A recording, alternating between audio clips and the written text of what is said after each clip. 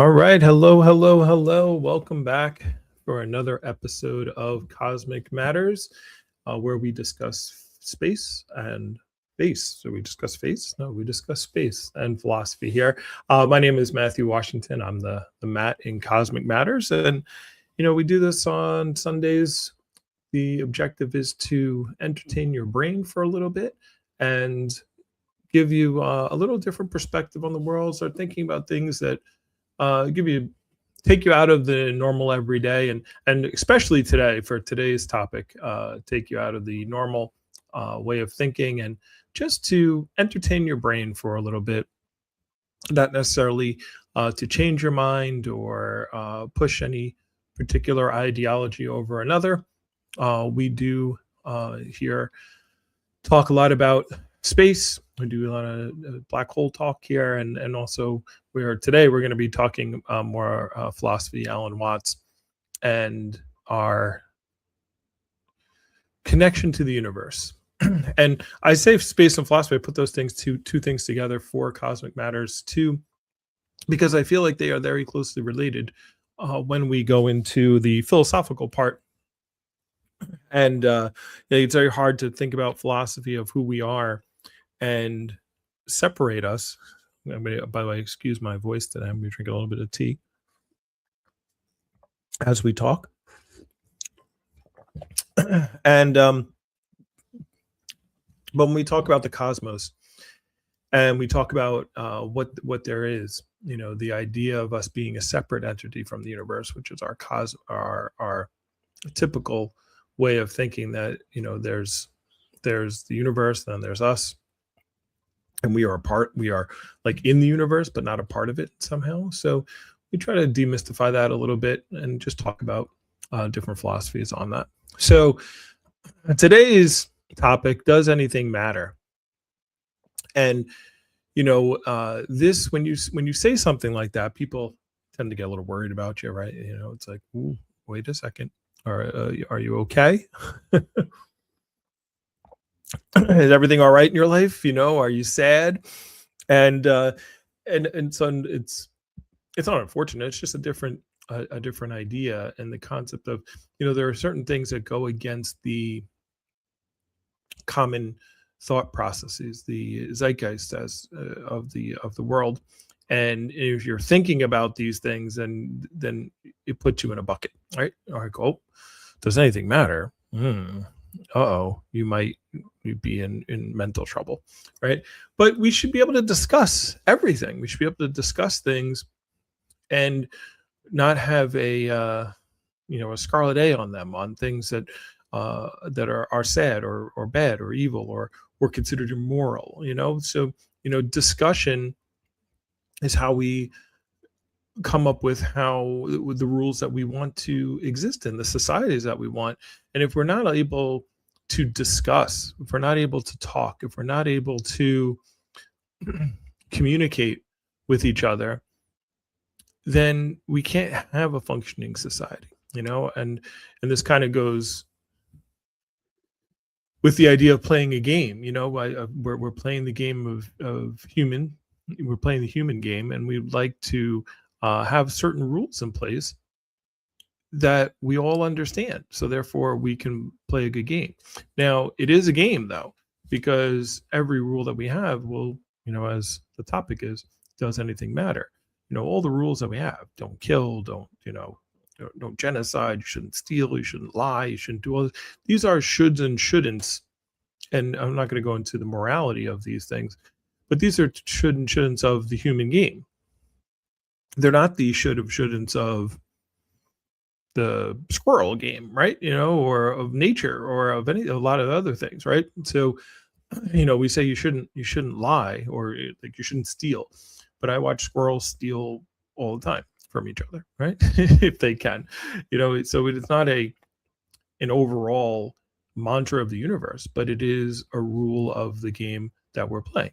Just like if you're playing basketball, I can't even use basketball. I was going to use basketball as an example and say you're supposed to take one dribble and then you only get 2 steps, but we don't know the rules of basketball anymore. You could take, apparently there's a gather step and an extra step and a Euro step, and but let's say the rules of Well, yeah, let's say the rules of basketball, but instead we'll just say, from the free throw line, you're supposed to stand behind this line to shoot the ball. Now, in life, if you're just walking around, that rule doesn't mean anything. That line doesn't mean anything. The ball doesn't mean anything. The hoop doesn't mean anything. There are no rules.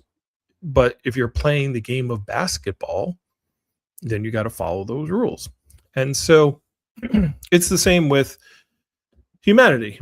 If we want to play the game of having a civil society, then we need to be able to discuss things. And unfortunately, our powers of discussion without being emotional, without being defensive, and I get like this as well. When somebody says something against what I believe, I start to get defensive. And so you have to kind of check that. You have to be self reflective, because you can't come to an agreement. You can't learn about yourself. You can't tell if your beliefs are true or not. You can't come up with better rules. You can't come up with the best way to play the game and the best rules to make the game fun for everyone if you can't have open discussion. If we can't, that's the great thing about words. I talk a lot about language and words and how they divide us in certain ways and how they work in certain ways. But the purpose of language is to be a tool to help us understand each other, because all of us are having different experiences of life. We're all coming from different backgrounds. We all have different experiences, different ways we've grown up, different things we've been told, different information that we assimilate. And all those experiences make up who we are as people. And so there's no way that we could agree on everything. It's just not going to be possible, because we're all coming from a different vantage point.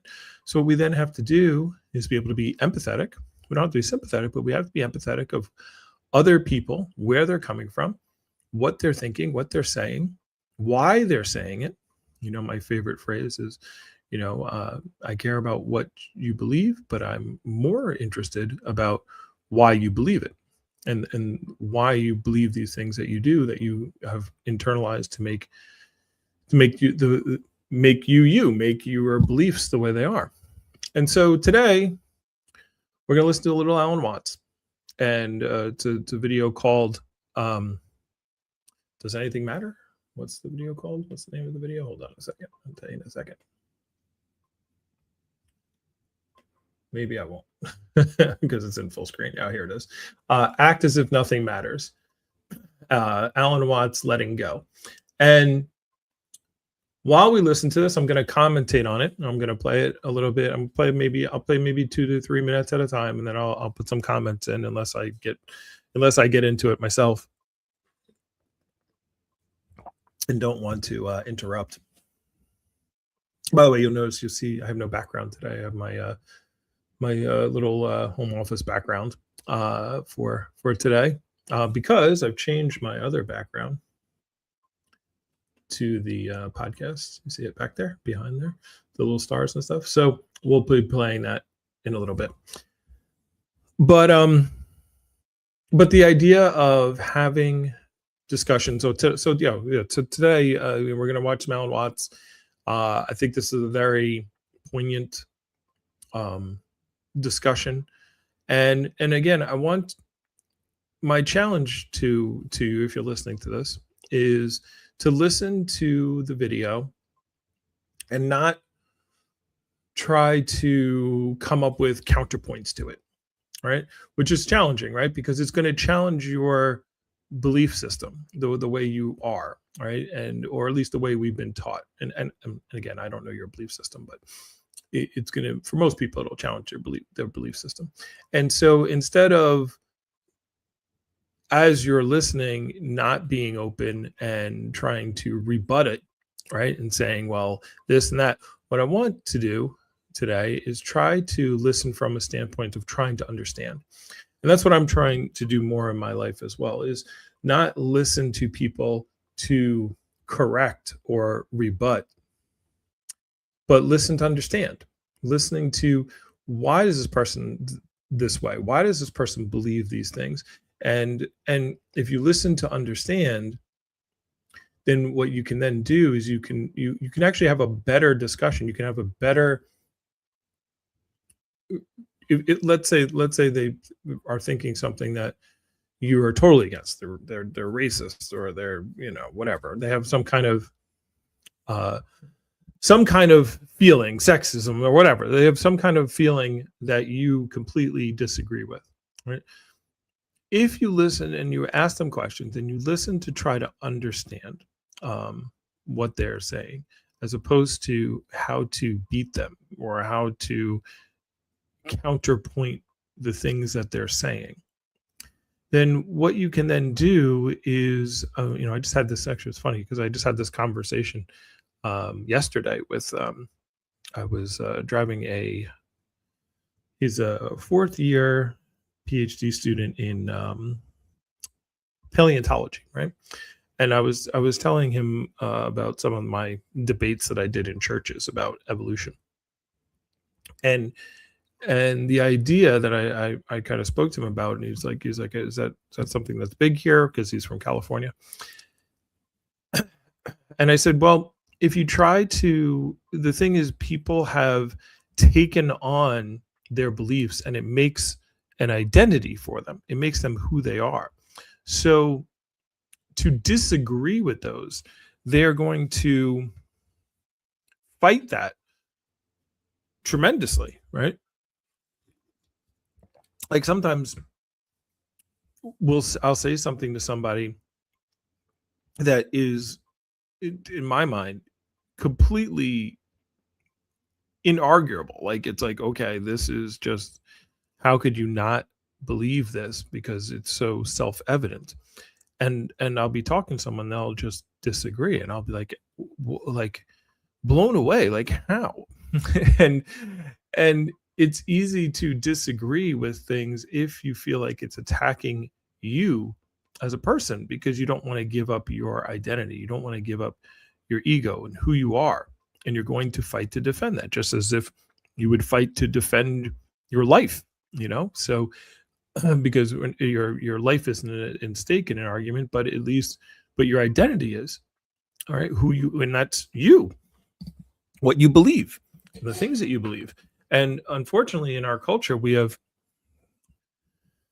have made it so that you can't be wrong. Like, if you're wrong, like, we don't even, like, we go to debates, like we had, like, the past presidential debates.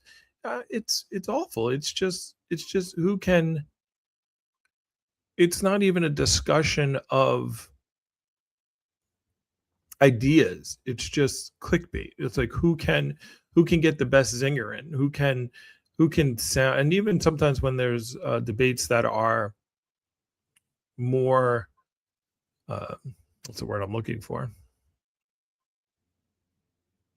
cordial, I guess the best way I could put it, more intellectual, you still have people who, it's just whoever sounds better tends to be the person who wins the debate, as opposed to or speaks better, as opposed to the correct idea, right? I think of, like,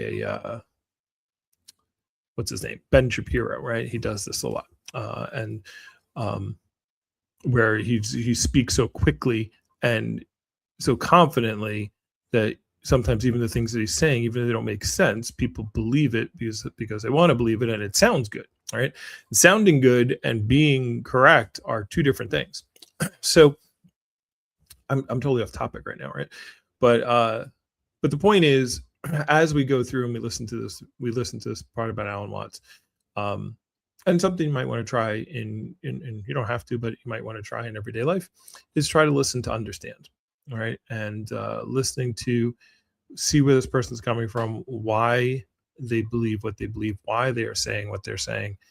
And then now you can ask questions of the things that they are saying to get them to come up with a different conclusion, as opposed to you giving them a different conclusion. And what I said to the paleontologist guy was, I was like, it's a sales thing, right? It's a communication tool. if you, and it's basically the thought of, if you tell somebody something, it's opinion. If they say it to themselves, it's a fact, right?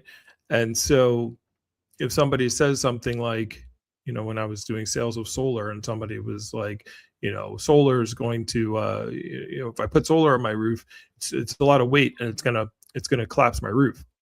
Now, if I go to them as the salesperson, right, and I say something like, well, no, it won't, right? So I haven't convinced them by anything. I just like so they're just saying, well, I think it will, and you say it won't, and I just don't believe you just because you're telling me, because you're just trying to sell me something, right? So in a better way to go about that, I'm just using as an example, is, wow, okay, so what you're saying is you think the solar is a good idea, but you're just afraid of the fact that extra weight on the roof will potentially damage the roof and structure of the roof. Um, and they say yes, right? Because that's what they said. I just repeated what they said. And I said, well, why do you feel that way?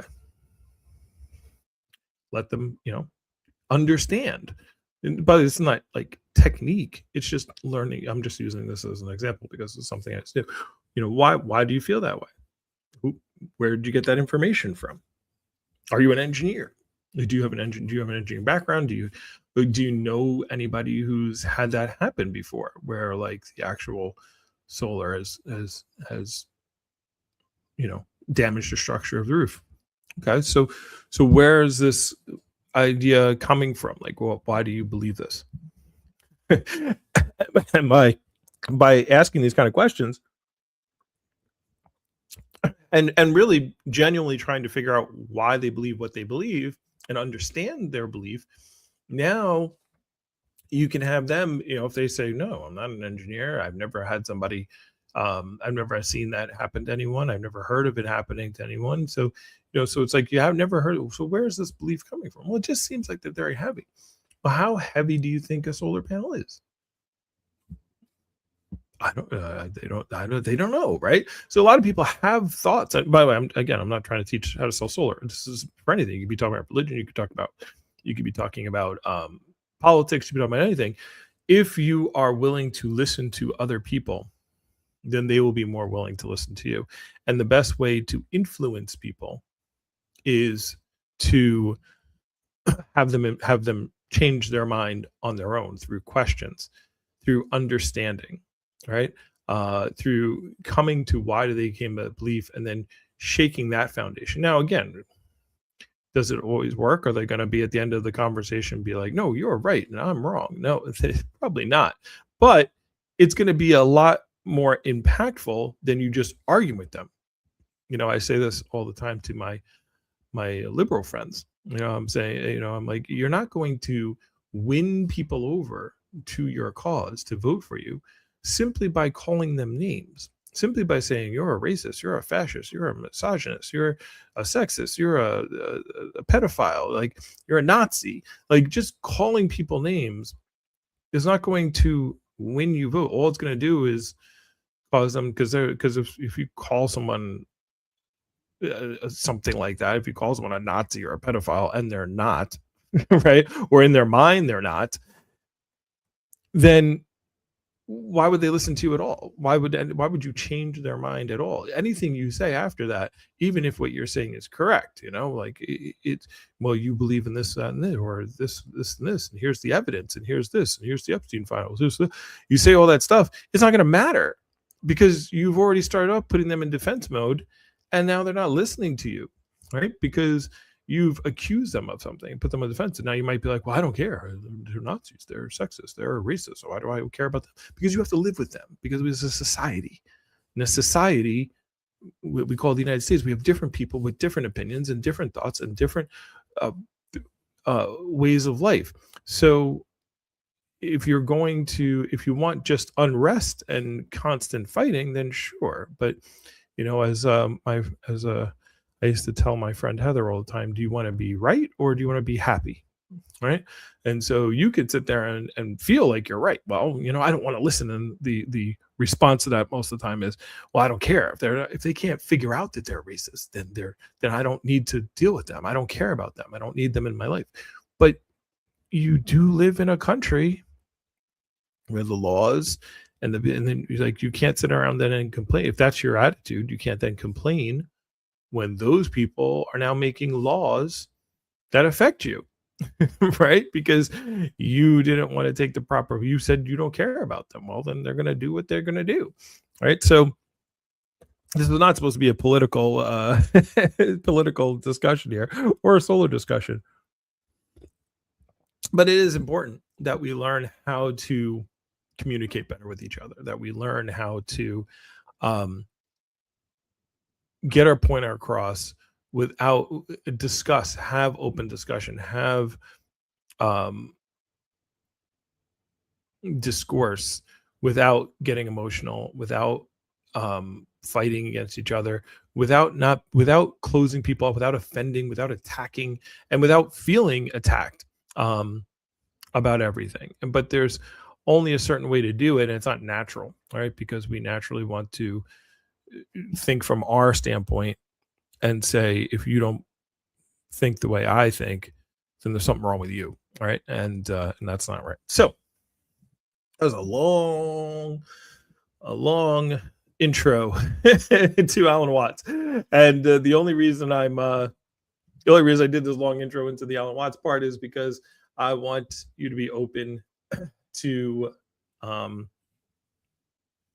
this video, to this discussion that we're going to have Alan, we're going to be listening to. So I'm going to chime in every once in a while,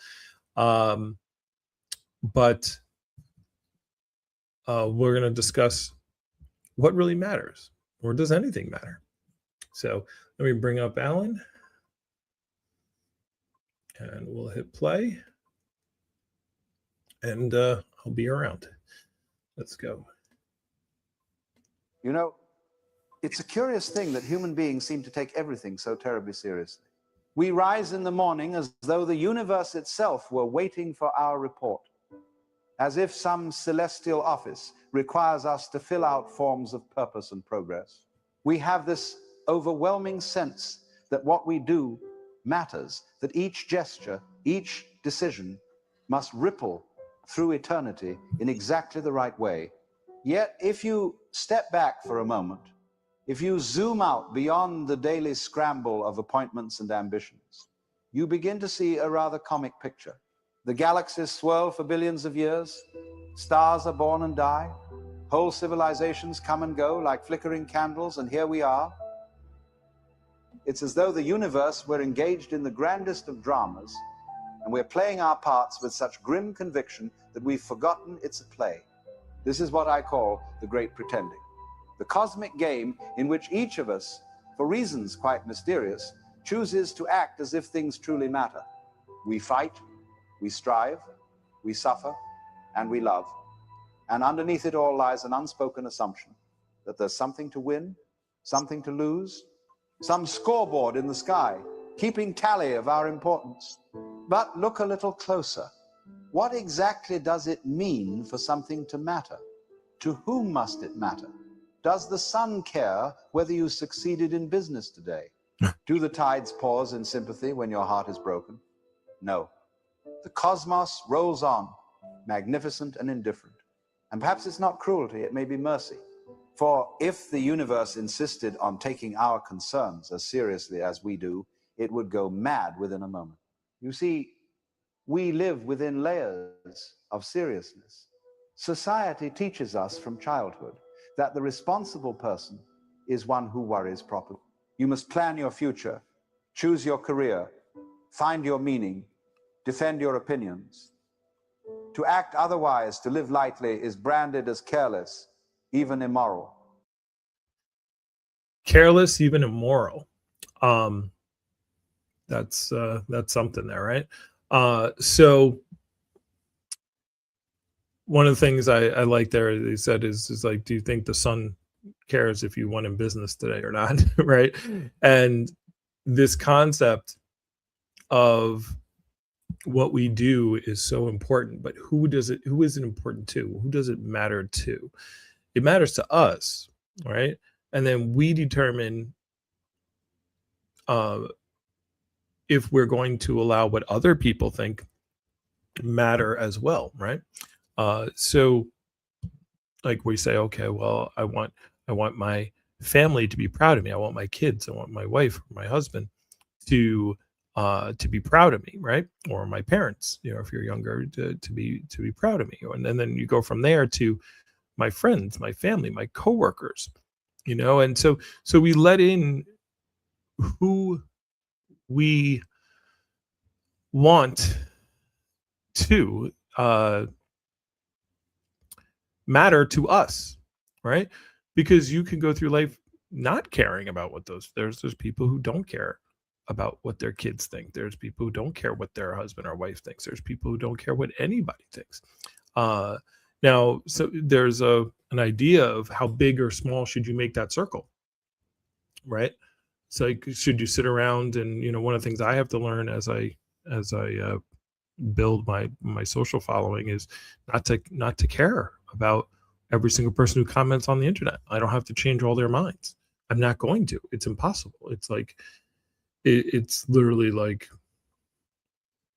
trying to empty the ocean with a thimble. So because there's just so many, and I'm not going to be able to change it.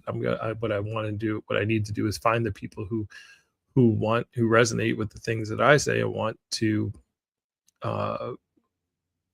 be in that area with me mentally, and not try to change everyone's mind, because it's just impossible as far as it goes. So the point being is where do you draw that line as to who matters to you? But in all honesty, it's only you that actually matters, right? And then you decide how big that circle gets, right? But the cosmos doesn't care, right? Keeps rolling on. As you said, the sun doesn't matter. It doesn't care how you did in business today, or if you did the right thing with your kids, or if you exercised, or were healthy or not. The sun keeps shining, right? So all right, so let's bring back Alan and play a little bit more. You must take life seriously, they say. But I ask you, why? Who decreed that seriousness is a virtue? The child does not begin in seriousness. The child plays. The universe itself, if you look at it honestly, is playful. Stars explode in fireworks. Planets spin in effortless dance. Clouds chase each other across the sky. Life does not proceed by rulebook. It improvises. Yet we, peculiar creatures, insist on freezing this spontaneity into rigid lines. This matters, that doesn't. This is right, that is wrong. We take the flowing river of existence and try to bottle it, to label it, to grade its performance. And then, of course, we suffer.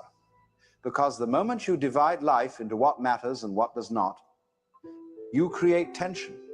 You invent failure. You invent guilt.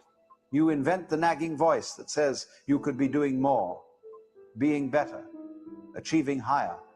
And so you spend your days running faster on the wheel, chasing a seriousness that was never real to begin with. Imagine, instead, that the whole thing, the struggle, the striving, the solemnity is part of the play.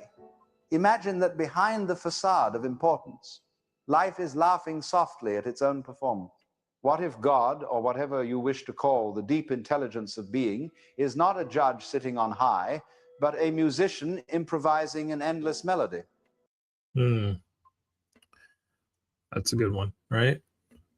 What if it's not a judge, but a musician, right? And we've talked about this in past episodes where we've talked about life being a play, right? And we've talked about this wholeheartedly, and that when you're on stage as the actor or the actress, what do we think of as a good actor or actress? It's somebody who gets so involved, they become. It's so funny. I was just watching a little short on Dexter, right? Michael C. Hall, who plays Dexter, and they were like, "How fast can you get into Dexter?" And he immediately his mannerisms change, and he starts talking like Dexter, And he's like, I don't turn into an actual psychopathic killer. I don't think I'm going to kill anybody, but yeah, it's a personality I can get into. And we think of the great actors as some people who get into a role and they're so consumed by it that that we believe it, right? That we believe that that's who that actually is. That's who that, Rainn Wilson is Dwight K. Schrute, right? And sometimes actors get to the point where they get typecast, right? Where they do so good in a role. Hugh Jackman is Wolverine, right? I can't see anybody else playing it, and apparently there will be, but it's like, who else could do it better? And so we like that, right? And as the audience, we get entertained by the actors, by the play, by the seriousness that these people take it, even though we know it's a play, we know it's a movie, we know it's not real. But what is that? If you think of God, or the universe, whatever you want to call it, as he just said, who's going to be around forever, right? And think of, I watched oh no, it was something I was watching about the Hulk, right? Somebody was talking about the this new Hulk, the Incredible Hulk, right? The Incredible Hulk comic, and they were talking about how in this new comic, the Hulk gets all this kind of power because they send him back in time to like a minute right before the dinosaurs get hit by the meteor that hit or the comet or whatever, the asteroid that hit Earth and destroyed the dinosaurs, right? And it hits Hulk, and he doesn't die. He just gets more angry, right? Which increases his power level so much. But that was 6, and then he has to like be angry and like reform because he got like destroyed. But that happened 65 million years ago. 65 million years ago. I saw this other video where they talked about how like Earth for like 2 million years was like only like in Russia there was like these lava fields that covered, I can't remember exactly, but covered a good portion of Europe and in Asia for 2 million years, and like nothing could live. It was just sulfur. It's just, anyway, whatever. Understand what I'm trying to say. But for 2 million years, we're like in the apparently it's only the year 2026, right? And so that we just started our calendar, supposedly at the birth of Christ, right? BC AD. AD stands for. Do people know what AD stands for? BC stands for before Christ. Do you know what AD stands for? Just curious. It's not after death, if that's what you're thinking. It stands for Año Domingo, which is the year of our Lord, right? But but that's just 2,000 years. Think of 2 million years that nothing could live in a certain part of Earth, and 2 million years is nothing compared to 65 million years ago when the dinosaurs were around, and the dinosaurs were around longer than anything in human history.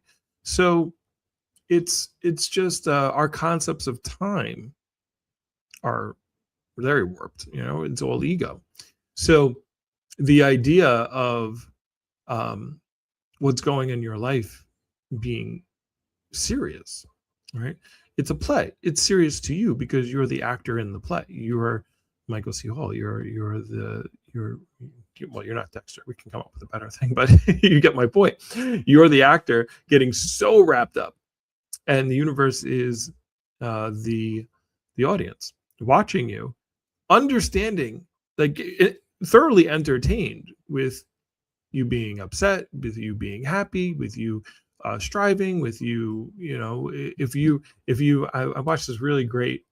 It's a Joe Rogan clip where he says, imagine, no matter where you are right now, he's like, imagine you were in the movie, and up to this point, it was the movie, it was the point, it was all you, messing up, and every single movie where there's a redemption arc, where the person's messing up and they're not doing the right things, they're not doing the right things in their life, and then they go through the change, right? And the montage of the working out, whether it's Rocky, whether it's, whatever it is, I think of Better Call Saul and him like studying and getting ready for the law, but whatever the montage is, and he's like, at any point that could be you, like you can now start.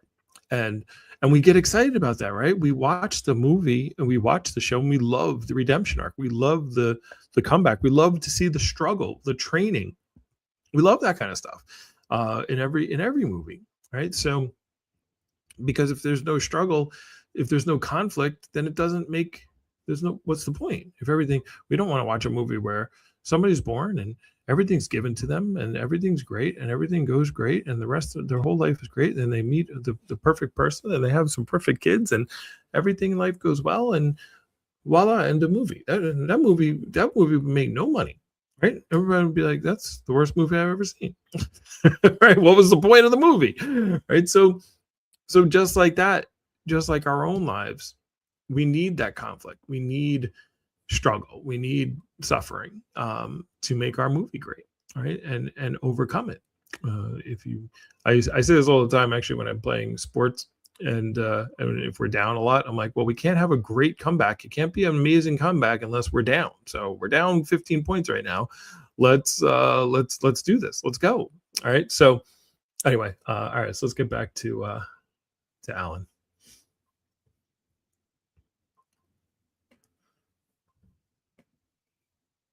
Wouldn't it make sense then that we are meant not to march, but to dance? When you begin to glimpse this, you realize that acting as if nothing matters is not nihilism, it's clarity. It's seeing that our seriousness is self-inflicted, that the meaning we chase is already present in the very act of living. To act as if nothing matters is to play wholeheartedly, knowing there's nothing ultimately at stake. So the question arises, if you truly accepted that nothing mattered in the grand cosmic sense, how would you live? Would you collapse into despair? Or would you laugh deeply, freely at the miracle of it all? For maybe the divine trick of existence is that only when you stop clinging to significance does life reveal its genuine significance. That is the beginning of freedom, to see through the great pretending and recognize that the play was never meant to be taken so damn seriously. You know, when people hear the phrase, act as if nothing matters, they often recoil. They say, well, if nothing matters, then what's the point of anything? Wouldn't the world fall apart? But that response only shows how tightly they've clung to the idea that meaning must be manufactured, that without it, we would crumble.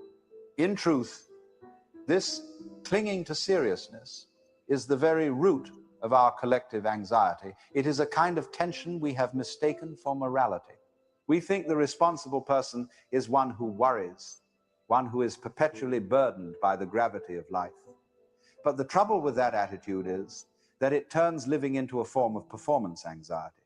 Every moment becomes an exam. You could fail.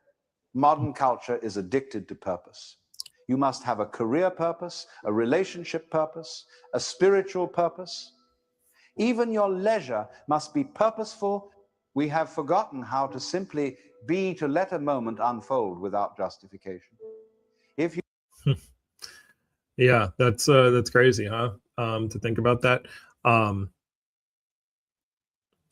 Yeah, we do that, right? We do that now. It's like, oh, I have to go on vacation to recharge myself so I can be better at my job. I need to relax because that's going to help me get to my goal. It's like, how about you need to relax because you need to relax, right?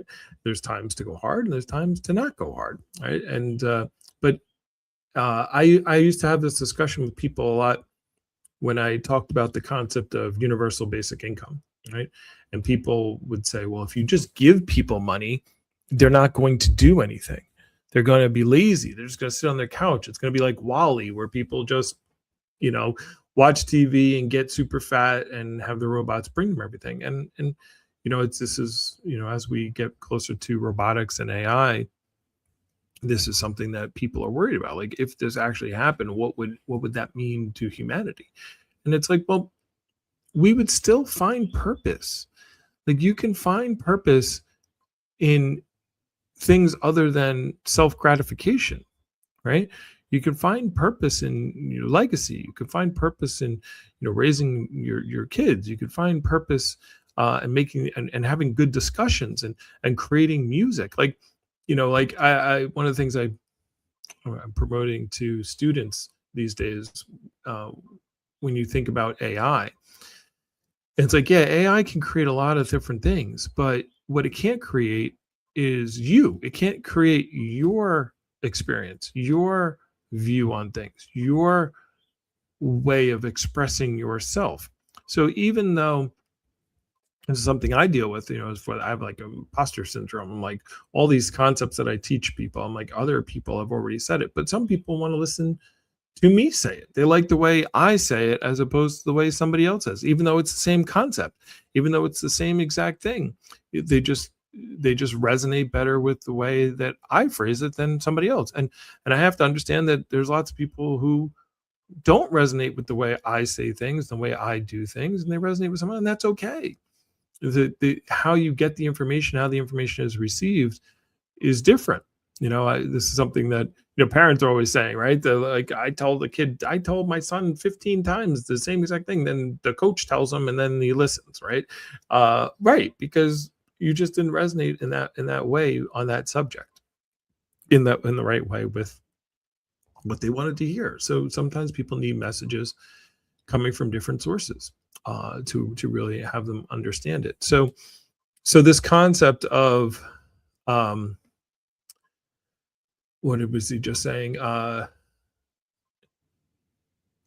the seriousness of everything,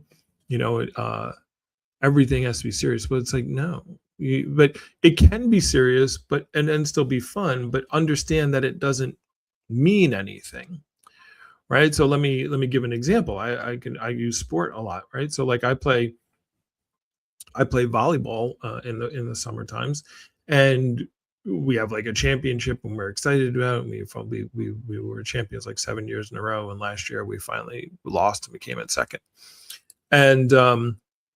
And we took it seriously. Like, we're on the court, and there's pressure, there's tension, there's we're trying as hard as we can, but then we understand. And then, by the way, if we won it, what do we get? We got a shirt, and I used to tell people, I say this to people sometimes, who like cheating on the score. I'm like, you understand, like, if you cheat, first of all, to cheat to win is crazy, because all you're gonna get is a shirt. So what's the point of cheating? Like, I don't understand, right? So, but the fun of it was getting involved, right? So even though we know it doesn't matter, it's not going to affect our lives. None of us are playing Olympic volleyball. None of us are going to be making money from this. It's just something that's entertaining, but we took it seriously. We made it serious, and we try as hard as we can. And then we let it go, but we still try, right? So it's the same thing that he's talking about. It's like, people think, well, if you think nothing matters in the grand scheme of things, then why do anything? Why do anything anyway? Because you want to, because it matters to you. That's what I talked about in the beginning. All right, let's get back to it. Thank you for the one person who's still watching. I saw we got up to like 4 or 5 people.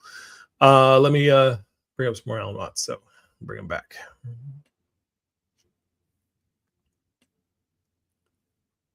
You sit quietly and do nothing. Someone will ask, what are you doing? And you will feel obliged to invent a reason. I'm meditating, you'll say, or I'm recharging.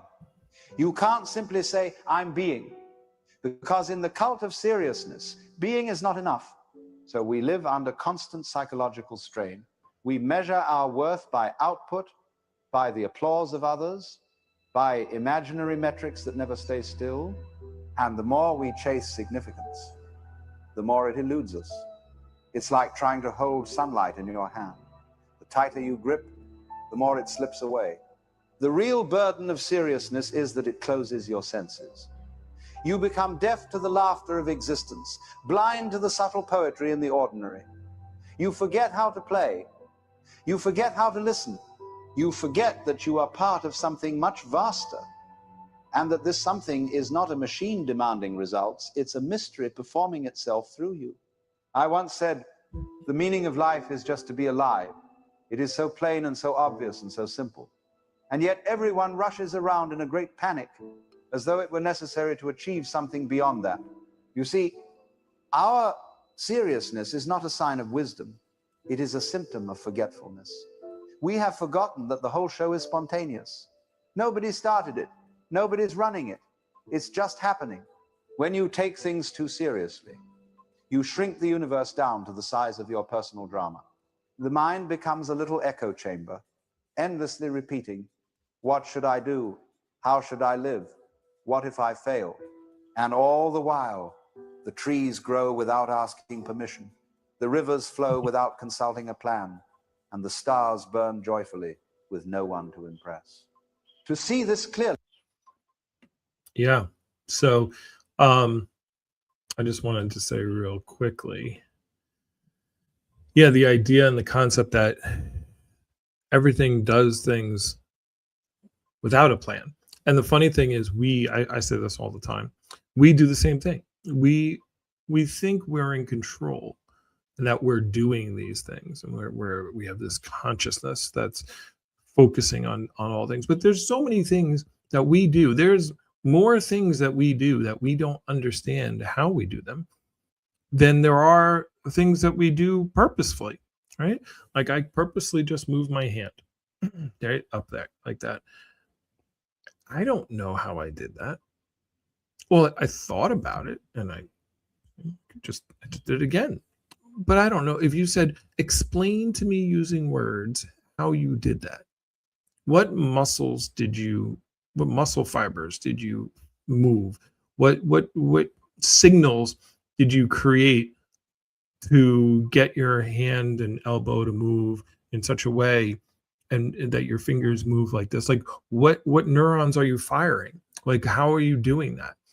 I don't know how I'm doing it. None of us know how we're doing it. It's all a big game. But we know how to do it. We just do it. Right? And so this is the facade where we think we know we have these conscious thoughts, this conscious seriousness about how everything needs to be and how we need to be, instead of just understanding that we are just being. We just are. You're not going to know how to do anything. You just enjoy the moment. Now, it doesn't mean you can't be serious. It doesn't mean you can't take things serious. But just like a game, just like my volleyball game, you don't have to, first of all, you don't have to do anything. But there is an understanding that there's much more going on that doesn't like, I think this is the reality. I think this is what happens to people when they become too rich and too powerful. And then they realize that because they have such power over people, and they realize that they're just a person themselves. And then they realize, well, what I have power over is like nothing. Like all the admiration I get and all the fame and all the fortune that I get. I think Will Smith did a piece about this where he talked about rock bottom, and then he talked about like when you get too high on the cliff. He's like, when you get to the point where you have all the money that you want, the success you want, the fame you want, the everything that you want, that you thought you wanted, you get to a point where it's like, well, where else are you going to, if you're generating your happiness through that, through getting more fans, before more admiration, more money, well, at a certain point, where's your if you get all those things, if you achieve all those things, where's your happiness come from then, right? Where, if you can't get any more, right? And so that was a whole thing that Will Smith had done. So let me get back into this discussion here. All right, let's pull up Mr. Allen. All right, let's play some more.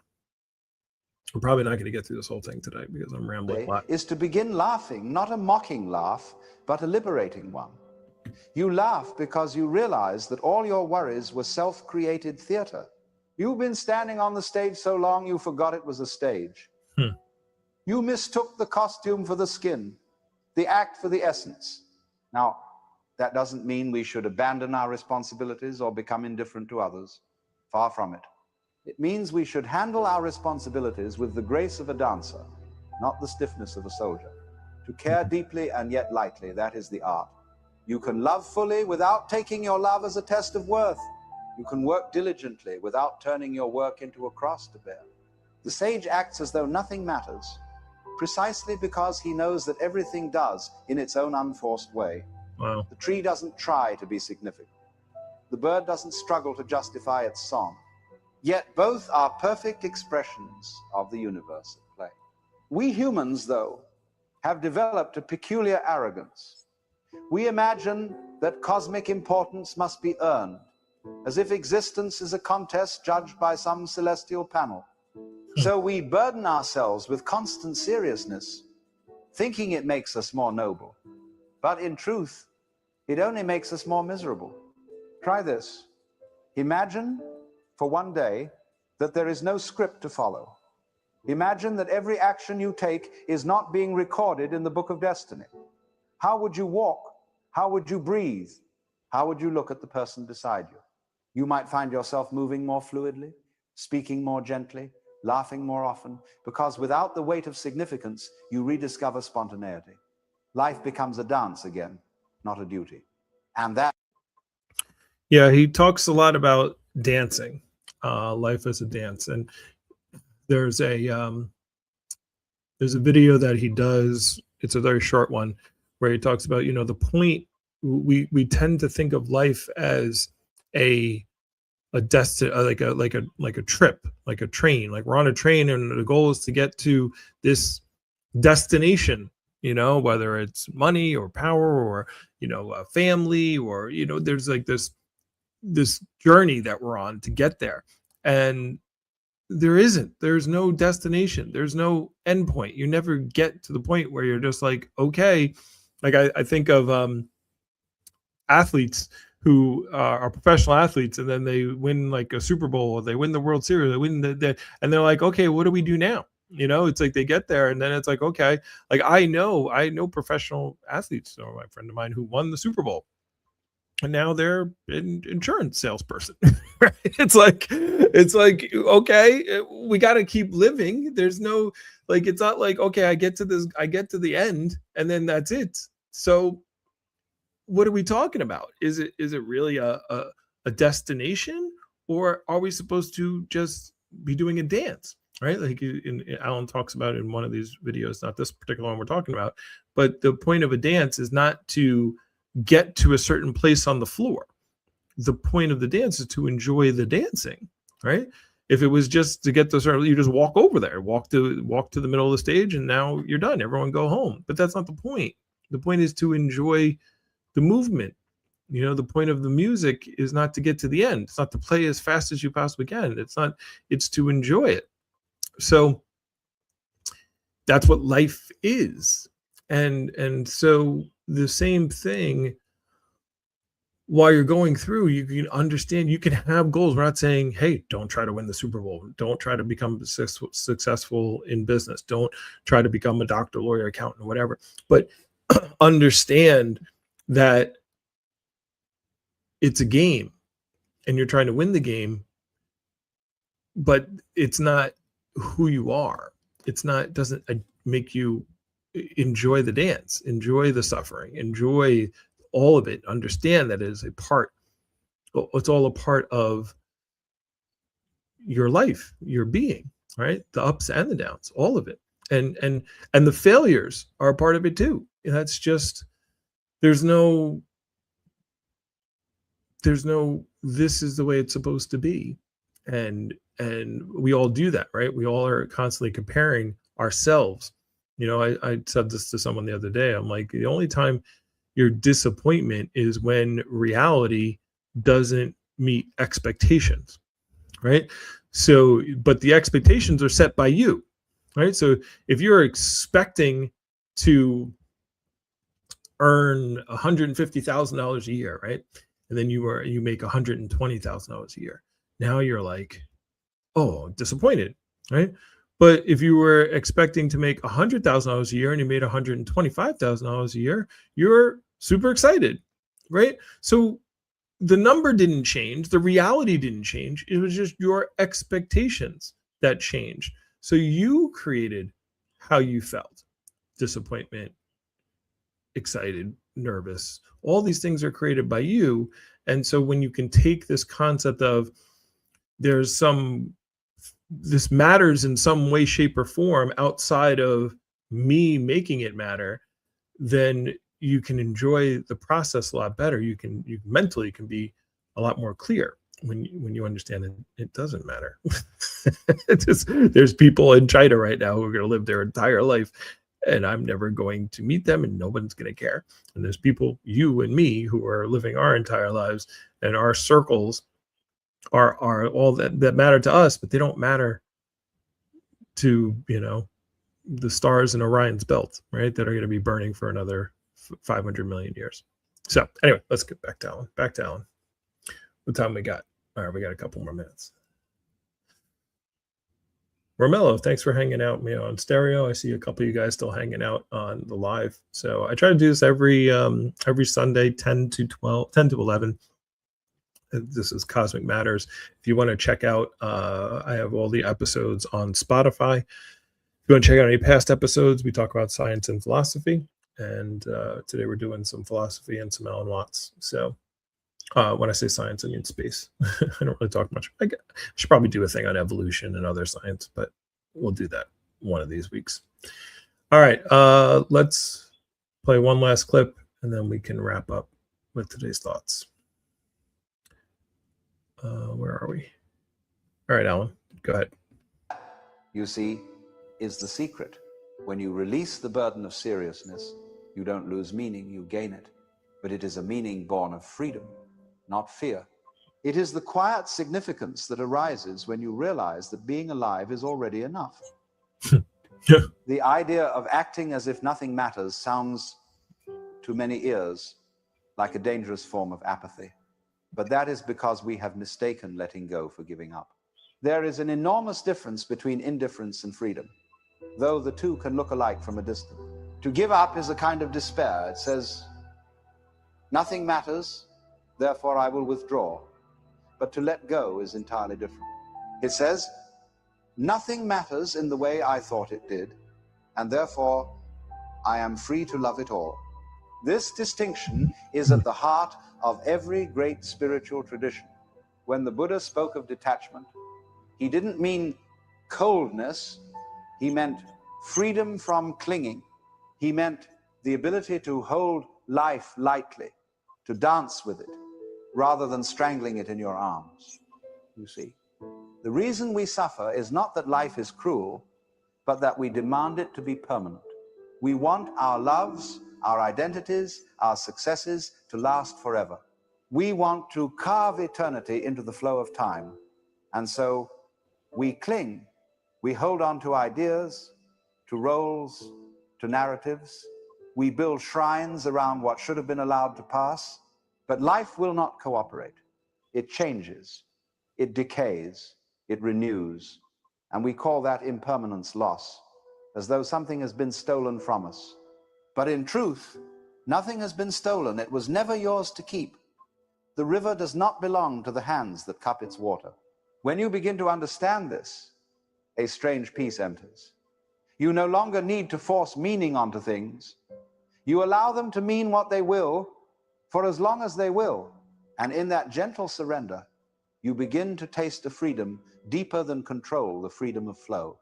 Letting go, then, is not a posture of defeat, but of trust. It is saying yes to the nature of reality. It is the recognition that the universe, in its infinite intelligence, does not need your supervision. You do not have to manage it, fix it, or hold it together. Wow. Okay. So I was thinking while he was talking about that part, in my mind went to like holding on to loved ones, right? Like parents. And it's like we want them to be around forever. We want everyone. We want every relationship, to be around forever. I remember I literally was just thinking that's funny because I was driving this gentleman, and we were talking about such a great discussion, and like maybe like right before I was taking him to the train station, right before I dropped him off, I was a little sad. I was like, I'm never going to talk to this person ever again, you know. And I was like, should I ask for his numbers or this, that, and it was just like, just let it be. There's just enjoy the fact that I got to have that interaction, and nothing's going to last forever. Let's say I got his number. Let's say we talked every day for the next 10 years. Eventually it would go away. Just everything is, because nothing is pertinent, right? So I should get just as much an enjoyment and clarity from the 10-minute conversation as I do from the lifelong conversations that I've had with, with friends, who I've known for decades. So they're both just as important. They're both just as impermanent. So, all right. It is 11:03. I feel like I got a lot out of that. I appreciate those of you who are here and listening. Again, check us out on Spotify and on YouTube, Philosophy Man 76. And I will be posting a lot more. I'm going to be doing a lot more finance stuff and business stuff and communication stuff in the future. But we'll keep doing this on Sundays. This is my release, my release, but also my grounding, to remember that it's all a game. And not to be too serious on myself or too hard on myself as I go through life as well. So it's a nice reminder. Anyway, thank you again for everyone that attended today. This is Cosmic Matters. I am Matt, and I will see you all next Sunday, wherever you are. Have a great day and great weekend.